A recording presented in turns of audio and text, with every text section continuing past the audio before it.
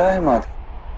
जिस मार्ग पर चलकर मनुष्य स्वयं को आत्मा के रूप में देखता है, परमात्मा के अंश के रूप में स्वयं को जानता है, उस मार्ग को धर्म कहते हैं। जब मनुष्य स्वयं को परमात्मा के अंश के रूप में जान लेता है, तब उसे ये अनुभूति होती है कि ये सृष्टि ही परमात्मा है और ये परमात्मा ही सृष्टि है। सृष्टि और परमात्मा में कोई भेद नहीं। जो मनुष्य ये जान लेता है, वो दूसरे मनुष्य और प्राणियों की ओर निर्दयी और कठोर नहीं होता।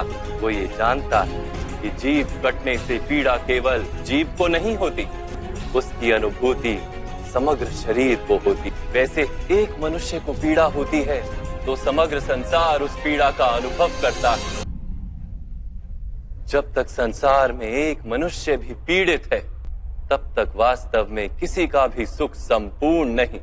जानने पर मनुष्य का मन करुणा से भर जाए, उसे धर्म कहते हैं। जब किसी पर तमस गुण छाया होता है, तो वो दूसरों के प्रति कठोर, निर्दयी और स्वार्थी हो जाता है। अपने माने हुए सुख के लिए दूसरों को दुख देता है। परमात्मा की ओर गति नहीं हो पाती उसकी।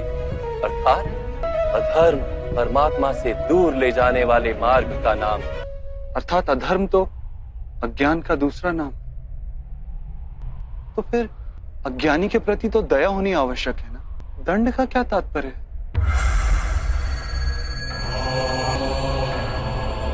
अज्ञानी जब ज्ञान का मूल्य जानने को सजना, ज्ञान पर दृष्टि डालने को भी सजना, तब दंड ही दया है, उसके प्रति भी और दूसरों के प्रति भी। सृष्टि की गति सदा ही परमात्मा की ओर हो, यह अनिवार्य।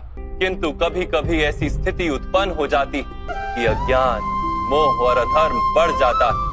संसार से धर्म लुप्त हो जाने का भय उत्पन्न हो जाता है। संसार से जब धर्म लुप्त हो जाता है, करुणा भी नष्ट हो जाती है और सत्य भी नष्ट हो जाता है। आने वाली पीढ़ियों को धर्म प्राप्त हो सके, इसके लिए आज अधर्मियों का नाश करके धर्म की पुनः स्थापना करना अनिवार्य है। आज भी ऐसी ही स्थिति है पार्थ, और धर्म स्थापना का कर्तव्य तुम्हारा है। इसलिए निर्बलता का त्याग करो और इस युद्ध के लिए सज हो जाओ। परंतु मेरे हाथों हत्याएं होंगी माधव। मेरे कारण किसी के प्राण जाएंगे तो मेरे अंतर की करुणा का नाश नहीं हो जाएगा। और यदि धर्म का आधार करुणा है, तो क्या मेरी आत्मा धर्म ही नहीं हो जाएगी?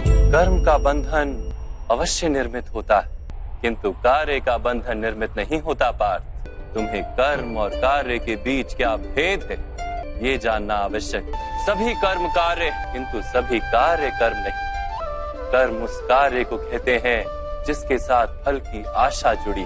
जब किसी कर्म को फल की आशा से किया जाए तो उसे सकाम कर्म योग कहते हैं, और जब किसी कर्म को बिना किसी फल की आशा से किया जाए तो उसे निष्काम कर्म योग कहते हैं।